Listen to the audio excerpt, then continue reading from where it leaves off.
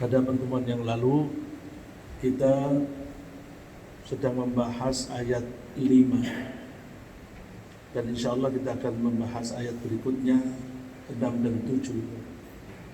Tetapi karena erat sekali hubungan antara ayat kelima dan ayat berikutnya, maka saya mohon izin untuk mereview, mengulang sedikit sejenak ringkas apa yang kita bahas pada pertemuan yang lalu.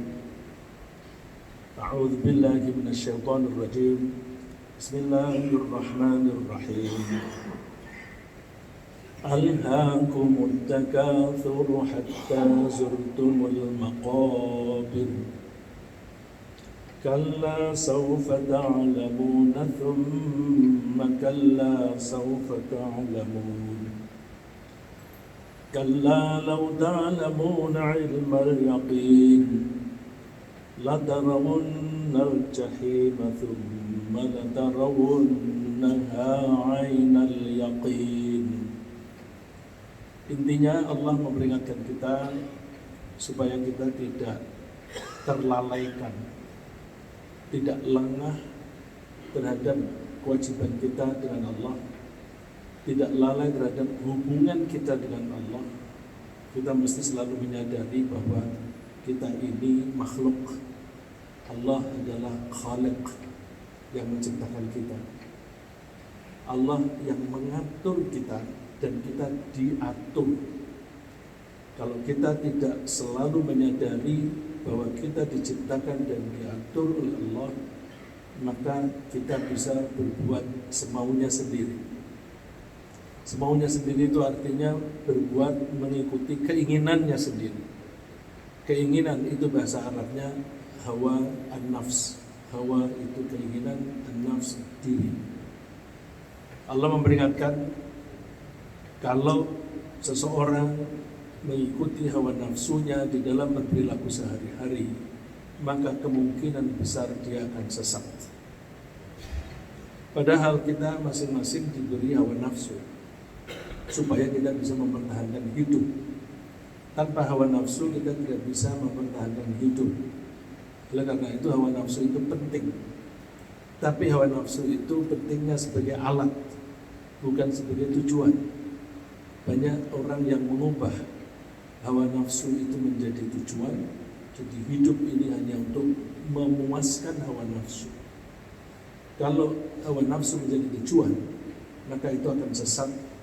Karena tujuan hidup kita harus adalah yang menciptakan kita, yang mengatur kita, yaitu Allah. Jadi begitu kita taat kepada hawa nafsu tanpa bimbingan Allah, sudah bisa dipastikan itu sesat. Wa man adallu mimman ittaba'a hawahu bighairi hudan min Allah. Siapa yang lebih sesat dibanding orang yang mengikuti hawa nafsunya, mengikuti keinginannya tanpa bimbingan dari Allah.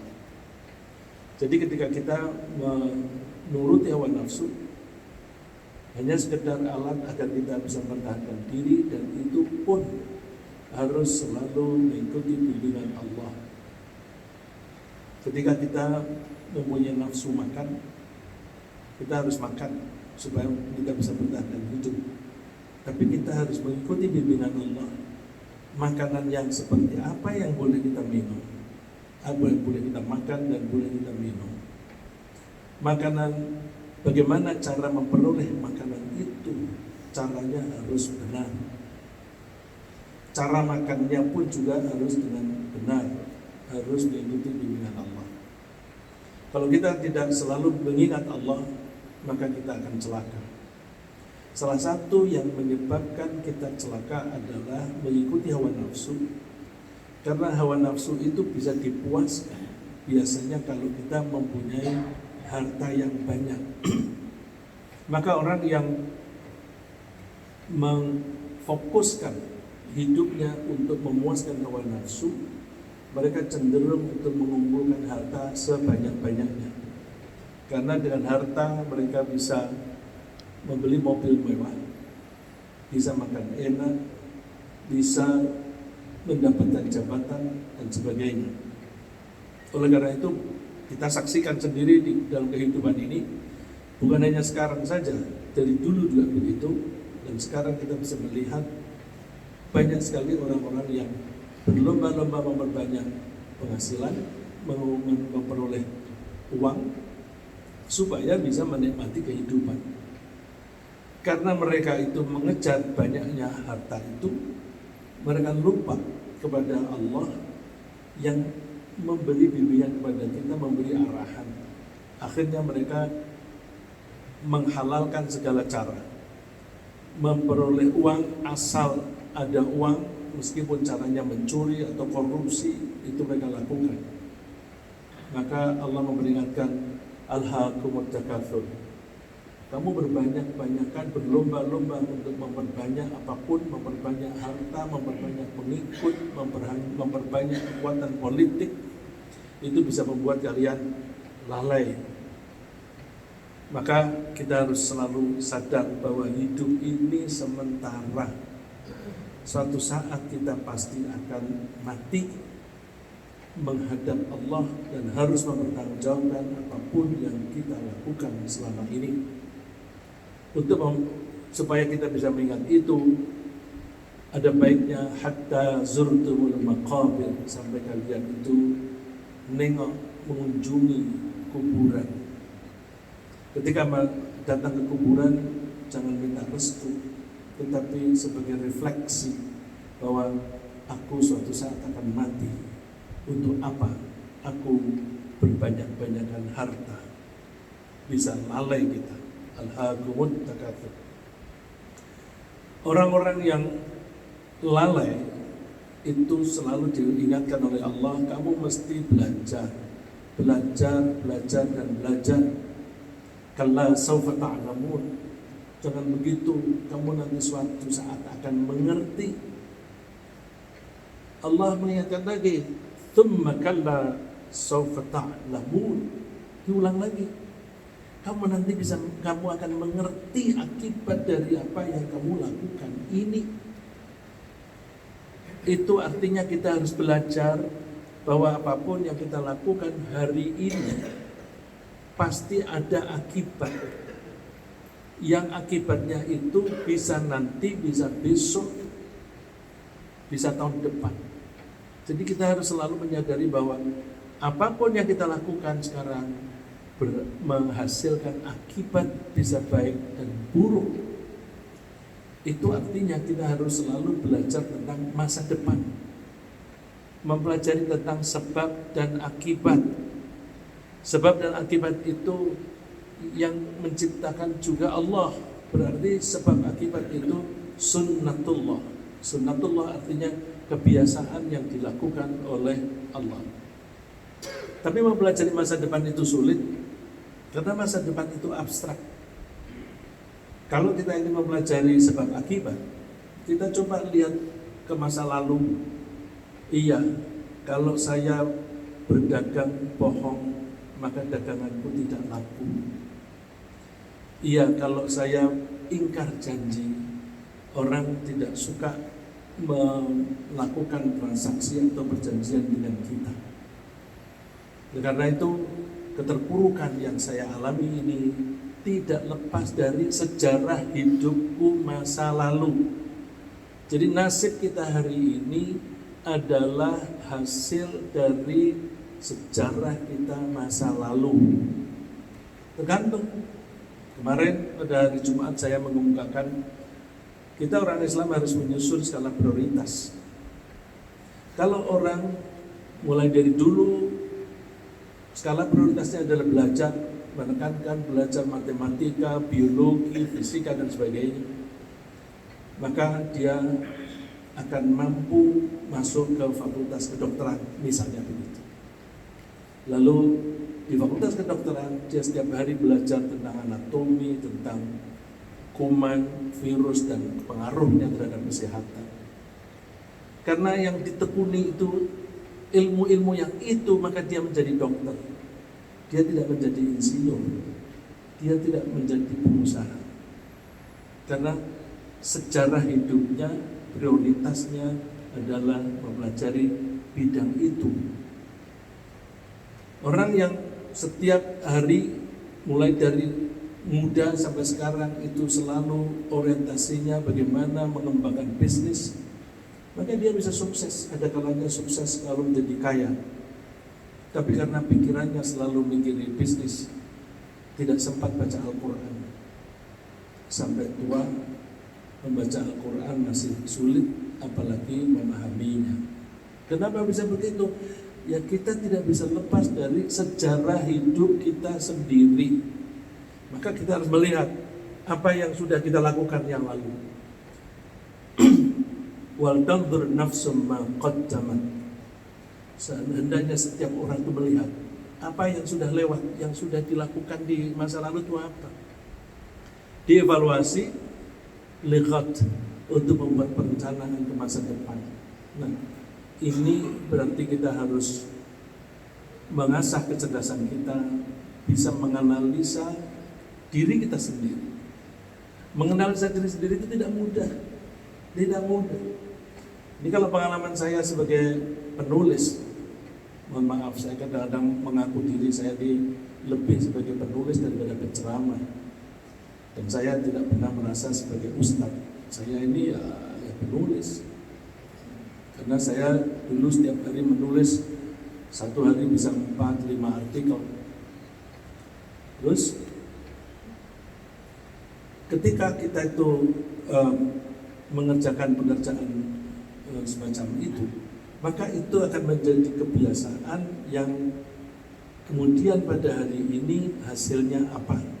Itu tidak lepas dari sejarah kita masa lalu. Nah, ketika kita mempelajari masa depan, caranya kita lihat sejarah kita pada masa lalu untuk kita evaluasi mana yang salah kita koreksi, mana yang kurang kita perbaiki, dan kalau sudah baik kita tingkatkan lagi. Itu orang Islam yang baik. Jadi skala prioritas itu penting, karena Allah menyebut alimat nafsum ma qaddamat wa akharat. Besok di akhirat orang itu akan melihat sendiri sejarah hidupnya. Amal perbuatan kita akan ditunjukkan. Yang kita seringkali mendapat informasi ada kitab kita masing-masing. Sebenarnya kitab itu isinya sejarah hidup kita. Dari sejarah hidup kita itu ada ma qaddamat wa akharat. Ada yang dimajukan, ada yang diakhirkan. Kalau kita menyusun skala prioritas, kita pilih mana yang kita anggap penting dan urgent. Kemudian kita taruh nomor 1, nomor 2, 3 dan seterusnya. Yang tidak penting nomor 10, bila perlu nomor 100. Yang tidak ada gunanya coret. Itu ma qaddamat wa akharat. Ada yang ditaruh di depan nomor 1, 2, ada yang ditaruh di belakang. Akibatnya yang di depan itulah yang dilakukan, yang di belakang yang tidak dilakukan.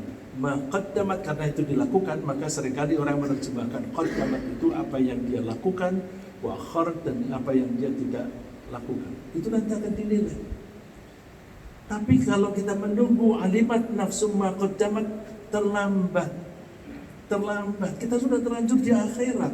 Akhirat itu bukan tempat kita membangun usaha, tapi tempat kita memetik hasil usaha. Karena petani, dunia ini tempat menanam, panennya di akhirat.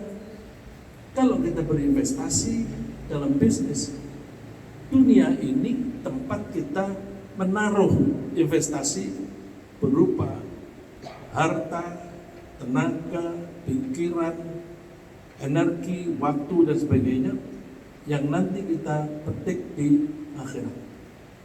Maka Allah menyebutnya kalla sawfa ta'lamu. Kamu jangan begitu, jangan terlalu fokus pada banyak-banyakan mengumpulkan harta. Kamu besok akan mengerti. Saufa itu artinya akan datang, dan biasanya orang suka membandingkan Kalau saya alamun masa depan lebih dekat, saufa lebih jauh. Ini memberi indikasi bahwa besok di akhirat kamu akan mengetahui. Tapi kalau menunggu di akhirat itu lama. Oleh karena itu caranya gimana? Kalla law ta'lamuna ilmal yaqin. Jangan begitu. Seandainya kamu mau mengetahui dengan pengetahuan yang menyebabkan kamu mempunyai keyakinan. Jadi kita bisa membangun keyakinan dengan mengolah pikiran. Ada, kemarin saya sebutkan, kita belajar itu setidak-tidaknya ada dua cara utama. Yang pertama, kita belajar melalui informasi yang kita terima. Kemudian informasi itu kita olah sesuai enggak dengan logika kita. Bila perlu kita buktikan. Bisa terbukti ada apa tidak. Jadi kita bisa belajar dari informasi. Tapi cara yang kedua adalah dengan cara observasi, melihat. Observasi itu mengamati. Kalau mengamati itu bisa dengan indera penglihatan, bisa dengan indera pendengaran, bisa dengan indera perabaan dan sebagainya. Jadi lebih tepat observe daripada see. Lebih tepat pakai mengamati dibanding dengan melihat. Oleh karena itu kita mesti mau belajar baik dengan ilmu sampai kita mendapatkan keyakinan, sehingga kita mendapatkan ilmal yaqin. Jangan menunggu, mesti harus bisa dibuktikan secara empiris. Dibuktikan secara empiris artinya bisa dilihat atau bisa dibuktikan dengan observasi. Nanti ada ayat latarawunnal jahim thumma latarawunnaha ainal yaqin. Ini ayat 6 dan 7. Karena ada kaitan antara 6 dan 7, antara 5 dan 2 ayat berikutnya 6 dan 7, maka saya mengulang kembali. Kalau kita memperoleh ilmu dengan informasi, kita lihat sumber beritanya dari mana. Kalau sumber beritanya itu reliable, bisa dipercaya, dependable, bisa diandalkan, kita ambil. Tapi kalau sumber beritanya itu tidak bisa diandalkan, jangan buru-buru. Saya mengamati ada tokoh yang luar biasa, ingin membuktikan bahwa informasi itu benar atau tidak, itu dilihat perilaku orangnya, yaitu Imam Bukhari yang diikuti oleh Imam Muslim. Begitu ada informasi ini, statement ini datangnya dari Rasulullah SAW, dia cek dari siapa, dari si A, dia datangi si A, meskipun jauh. Terus si A dari mana? Gurunya si B, dia datangi. Kalau sudah meninggal, dia tanya-tanya kepada orang dekatnya supaya mengetahui sejarah hidupnya. Kalau dia pernah bohong, coret, tidak bisa diterima. Jadi sumber berita tidak boleh bohong. Kalau kita melihat, apakah kita baca surat kabar, baca majalah, baca medsos atau televisi, sumber beritanya itu valid nggak kalau menurut evaluasi Imam Bukhari? Nggak ada satupun.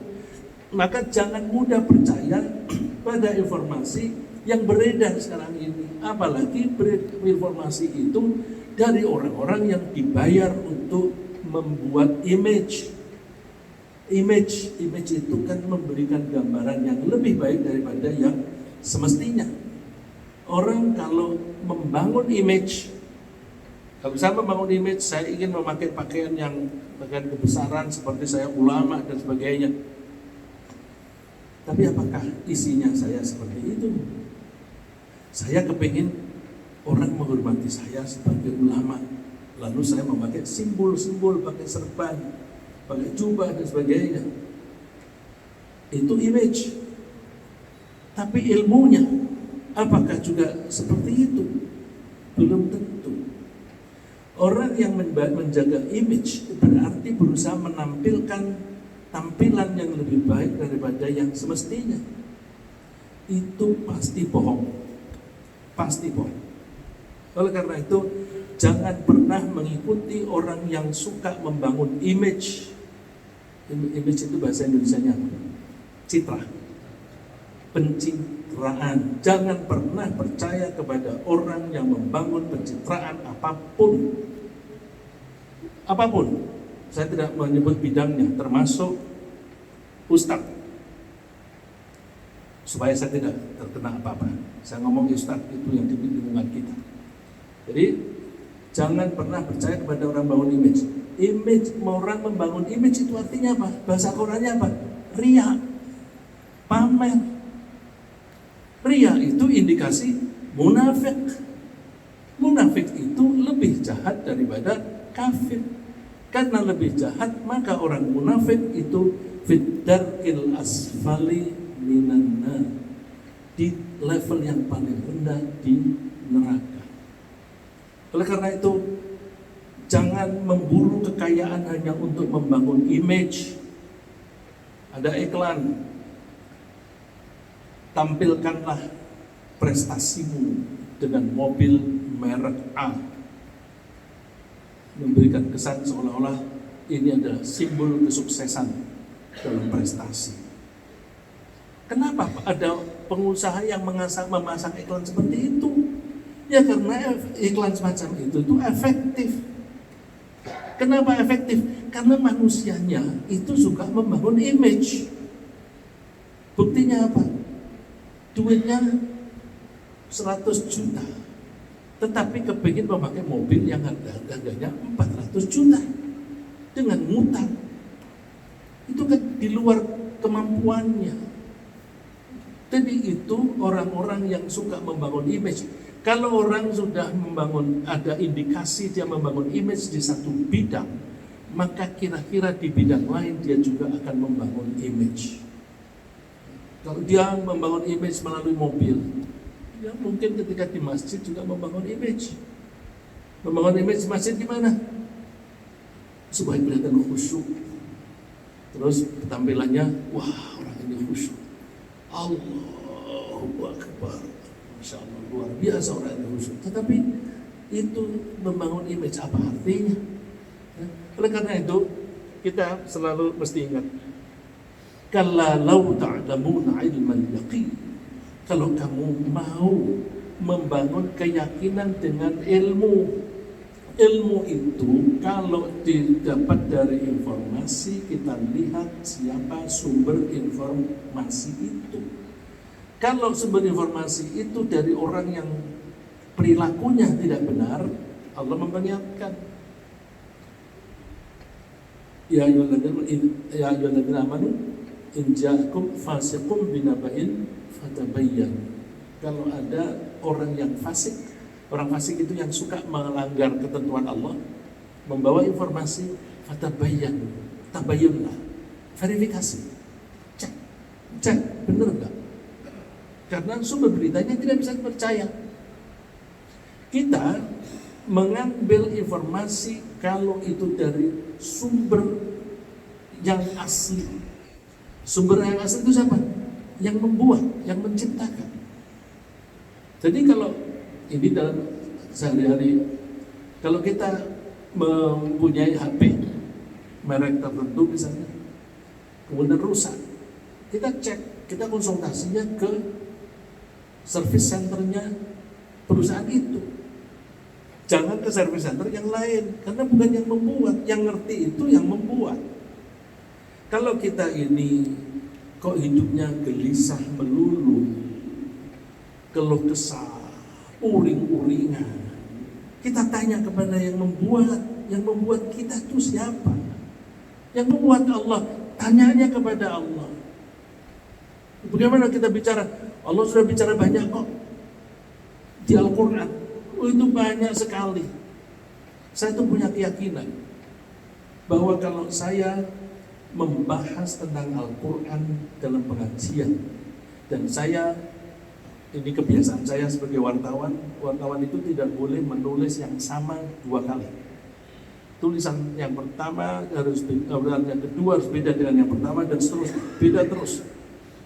Kebiasaan itu membuat saya tidak ingin mengulang apa yang sudah saya sampaikan. Harus mesti maju begitu. Terus bagaimana nanti kehabisan bahan? Selama kita membahas Al-Quran, umur kita habis, pembahasan Al-Quran belum habis. Itu Masya Allah, sumber informasi yang luar biasa. Orang yang belajarnya sedikit, levelnya rendah, bisa paham Al-Quran. Orang makin pintar, makin memahami Al-Quran. Karena Al-Quran itu qaulun baligh,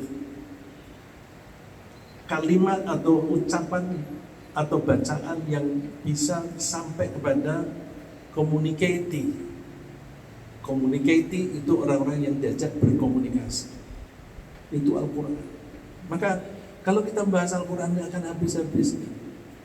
Cuma sayang, Al-Quran itu coba buka halaman manapun isinya perilaku. Buka halaman mana saja mesti bahas perilaku. Tetapi di masjid-masjid yang diomong fikih melulu, hukum melulu. Padahal kalau orang belajar hukum itu pasti ada perbedaan pendapat. Akhirnya kita berantem. Orang Islam jadi lemah. Ngapain kita berantem di situ? Fikih itu dibahasnya di Al-Quran terlalu sedikit. Maka pengajian harus lebih banyak membahas tentang perilaku. Untuk apa? Sholatnya khusyuk, tetapi dia suka menipu. Ya, ada orang di satu bidang pekerjaan, namanya itu atasan, kemudian anak buahnya disuruh mengerjakan, kemudian nanti yang tanda tangan atasannya. Karena yang tanda tangan atasannya, nanti fee dari pekerjaan itu yang ngambil adalah orang yang tanda tangan. Yang bekerja sampai pagi sampai sore nol, tidak dapat apa-apa. Tapi orangnya Masya Allah, penampilannya seperti orang yang khusyuk sholat. Kamu belajar agama mesti begini, mesti begini, jangan begitu.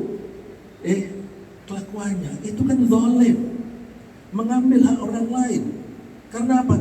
Yang dipelajari fikih tentang ibadah, ritual, tok. Tidak mau mempelajari perilaku. Padahal Al-Quran itu isinya perilaku.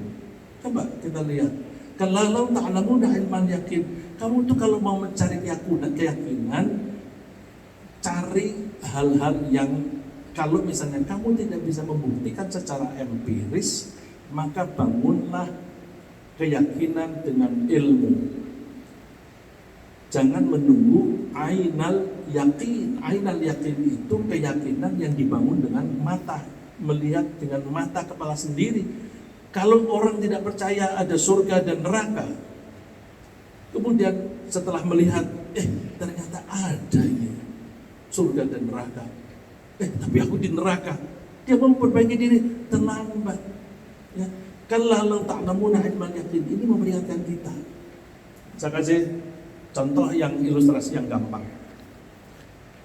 Ilmu yang dibangun dengan informasi. Bapak-bapak, ibu-ibu, kalau kita di Jakarta, suhu temperatur udara kita ketika berawan, cuacanya itu berawan, itu lebih panas dibanding ketika tidak ada awan. Terus apa ya? Kita buktikan. Iya, kalau berawan terus gerah panas, gitu kan?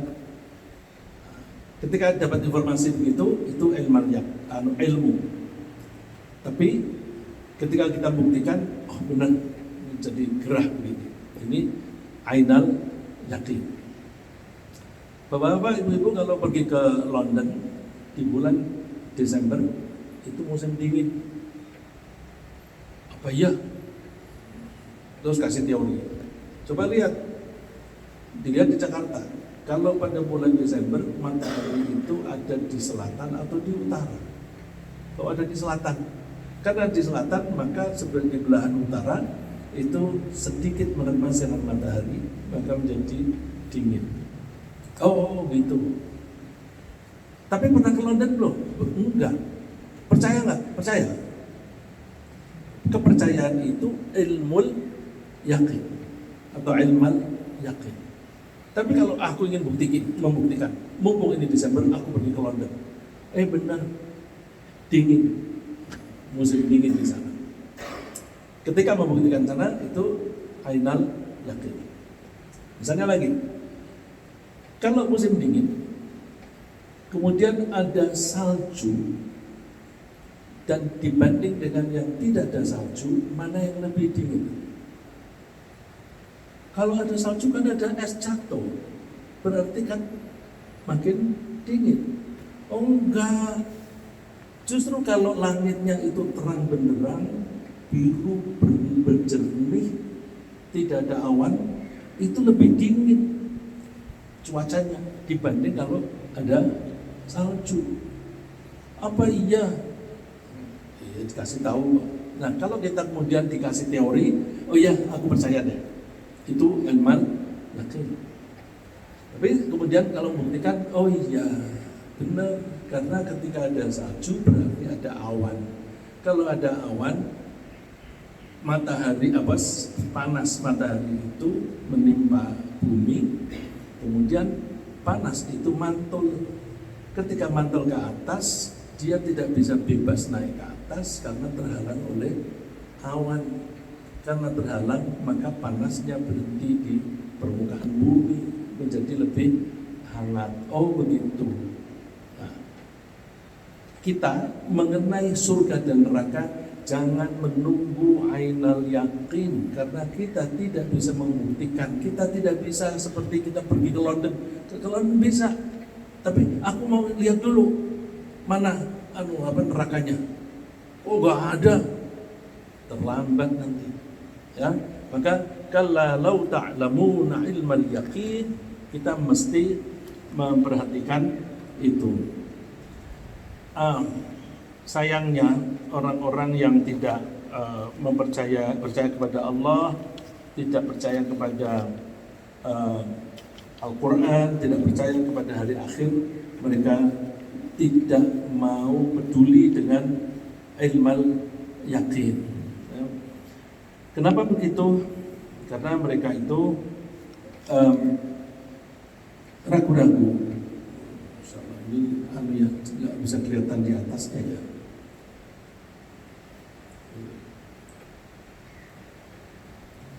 Kita misalnya ilmal yakin, Allah membuat manusia mati, hancur badannya, kemudian bisa hidup kembali. Itu mestinya gampang. Kok bisa gampang? Coba, ma khalqukum wa la ba'tsukum illa ka nafsin wahidah. Penciptaan kalian pertama kali dan kemudian mati dan dibangkitkan kembali, itu kan sebagai satu kesatuan. Sebagai satu kesatuan. Oleh karena itu tuh gampang. Untuk Allah itu gampang sekali. Ada air, kemudian menguap. Loh, kalau sudah menguap bisa jadi air lagi nggak? Bisa saja. Nanti kalau suhunya dingin dan ada proses dan selanjutnya menjadi hujan, turun lagi jadi air, nanti naik lagi jadi uap, turun lagi jadi air. Itu kan satu kesatuan, karena barangnya sudah ada. Barangnya sudah ada. Ini cairan, tapi kan dia terdiri dari H2O, kemudian berubah lagi menjadi benda cair. Satu kesatuan. Itu lebih gampang daripada membuat yang dari tidak ada menjadi ada. Allah itu membuat yang dari ada menjadi ada saja bisa. Artinya tanpa bahan baku. Apalagi orang sudah ada kemudian meninggal, sudah hancur, tapi kan substansinya masih ada. Karena sudah masih ada, gampang sekali untuk dihidupkan kembali. Ya, contohnya Allah memberikan kiasan. Kalau kita tidak bisa membuktikan besok, lihat aja kiasannya sekarang. Tsumma nazzalullahu minas samaa'i ma'a fayambutuna kama yambutul baqlu laisa minal insani syai'un illa yabla illa 'azman wahida wa huwa 'ajbud dhanab. Ini menurut Rasulullah SAW. Allah itu membangkitkan manusia itu akan menurunkan cairan. Ma'an ini cairan ya. Cairannya apakah H2O atau apa kita tidak tahu. Tapi Allah menyebutnya ma'an, karena kalau Allah menyebut substansi yang lain mungkin kita tidak memahaminya. Kemudian benih-benih yang kelihatan sudah mati itu akan tumbuh. Manusia pun juga begitu, nanti akan tumbuh seperti tumbuhnya tanaman sayur-sayuran, muncul begitu. Tapi orang Barat ingin mentertawakan itu, mentertawakan orang yang dibangkitkan kembali. Caranya gimana? Membuat film yang bisa diolok-olok dengan judul zombie. Zombie itu kan supaya biasa orang ada mendapat informasi bahwa besok kita dibangkitkan kembali, terus mengolok-olok seperti zombie itu. Tentu tidak, itu kan plesetan. Ya, oleh karena itu kita hati-hati. Nah, yang bisa dibangkitkan kembali itu apa? Menurut Rasulullah, semua badan kita itu akan hancur kecuali satu tulang, yaitu tulang ekor. Wa minhu yurakkabul khalqu yaumal qiyamah. Dari tulang ekor itulah akan disusun kembali, yurakkabu, akan disusun kembali untuk menjadi manusia lagi. Bagaimana dengan manusia yang sudah dikremasi, sudah jadi abu? Kan sudah tidak ada ajbun dhanabnya, tulang ekor. Jadi bukan tulang ekor secara utuh, tapi bagian dari tulang ekor ada bagian kecil yang nanti akan bisa menjadi bibit, menjadi hidup kembali. Dan ketika kita itu sulit memahami itu, kita bisa membuktikan secara empiris yang bisa kita amati, tapi hanya sekedar contoh. Jadi Allah itu seringkali memberi contoh yang kecil yang bisa dibuktikan oleh sebagian orang, tapi bukti ini bisa ditularkan kepada generasi berikutnya. Contohnya adalah Nabi Uzair. Nabi Uzair heran bagaimana dusun yang sudah mati ini bisa hidup kembali. Kemudian oleh Allah dia dimatikan. Fa'amatahu Allahu mi'ata 'amin thumma ba'atha. Dia dibuat meninggal dunia, mati selama 100 tahun. Setelah 100 tahun dibangkitkan kembali. Qala kam labithta? Kamu tinggal di sini berapa lama? Enggak lama. Labithtu yauman aw ba'da yaum, setengah hari atau paling lama 1 hari. Terus dijawab oleh malaikat, bal labithta mi'ata 'am. Kamu tidur di sini tuh tinggal di sini mati selama 100 tahun. Coba lihat makananmu dan minumanmu. Jadi disuruh melihat bukti makanan dan minumannya masih utuh, masih segar. Tetapi keledai yang dia tunggangi waktu itu sudah tinggal tulang belulang. Jadi Allah bisa membuat sesuatu itu bisa awet, tapi di tempat yang sama ada yang tidak awet seperti keledai itu. Kemudian Nabi Uzair disuruh melihat, coba lihat itu tulang itu. Dia melihat tulang itu tersusun kembali, kemudian menjadi keledai dan dia tunggangi lagi. Ya, itu contoh yang kita itu mestinya melihat contoh itu dianggap cukup. Ya, sebagaimana Rasulullah SAW Mi'raj, dan Mi'raj di langit yang ketujuh, Rasulullah itu berada di satu tempat yang disebut Sidratil Muntaha. Di Sidratil Muntaha itu di sisinya ada surga dan juga ada neraka. Inda Sidratil Muntaha indaha jannatul ma'wa. Itu ada di surat An-Najm. Jadi ketika Mi'raj, Rasulullah itu ada di Sidratil Muntaha indaha jannatul ma'wa, di sisinya ada surga ma'wa. Nah, satu orang melihat bukti itu udah kita anggap cukup. Kita terima saja informasi itu, Kenapa kita terima? Karena sumber beritanya adalah orang yang tidak pernah bohong. Dalam sejarah hidupnya dia tidak pernah bohong, maka kita percaya saja. Ya, jadi informasi yang paling valid adalah informasi yang datangnya dari penciptanya sendiri, yaitu Allah. Kemudian disampaikan kepada kita oleh orang yang tidak pernah bohong, yaitu malaikat Jibril dan Nabi Muhammad Sallallahu Alaihi Wasallam. Dan orang yang tidak mau orang yang tidak percaya dengan adanya akhirat itu kenapa? Macam-macam. Paling tidak ada dua sebab utama. Satu, orang tidak percaya kepada akhirat karena dia tenggelam dalam kesenangan hidup di dunia. Kesenangan hidupnya serba enak, serba gampang, bikin peraturan yang gampang. Kalau mau melakukan satu kegiatan itu bertentangan dengan peraturan, alah gampang, peraturannya aja diubah. Jadi peraturan diubah sesuai dengan selera.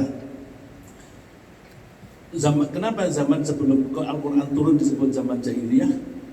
Karena pada saat itu hukum itu ditentukan dengan hawa nafsu. Kemudian ketika Al-Quran turun, hukum ditentukan dengan wahyu.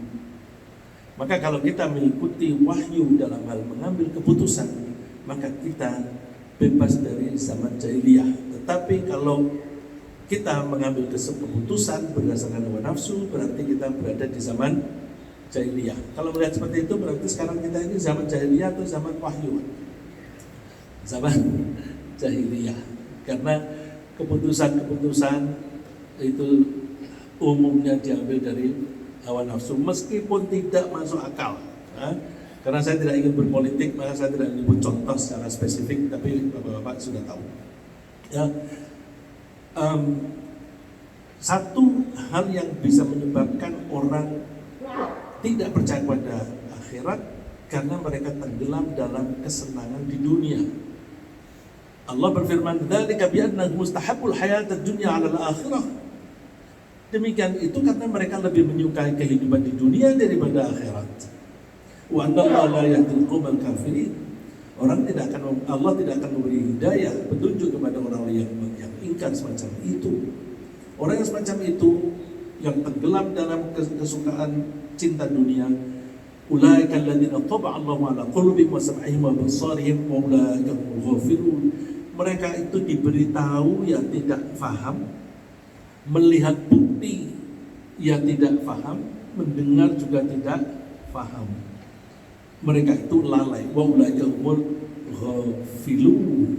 Nah, orang yang semacam itu la jarama annahum fil akhirati hum khasirun. Tentu saja layak mereka itu besok menjadi menyesal ketika di akhirat. Ayat yang lain yang senada, walakin matta'tahum wa aba'ahum hatta nasul dzikr wa kanu qauman bura. Orang yang lalai itu karena mereka mendapatkan kenikmatan. Bahasa Al-Quran, karena engkau Allah memberi mereka kenikmatan dan juga nenek moyang mereka, bapak dan kakak-kakak mereka, karena mereka bergelimang dengan harta, hatta nasul dzikr, sampai mereka itu lupa mengingat kepada Allah, maka mereka menjadi kaum yang binasa. Jadi hati-hati, kita boleh kaya tapi tidak boleh mencintai kekayaan. Kemudian ada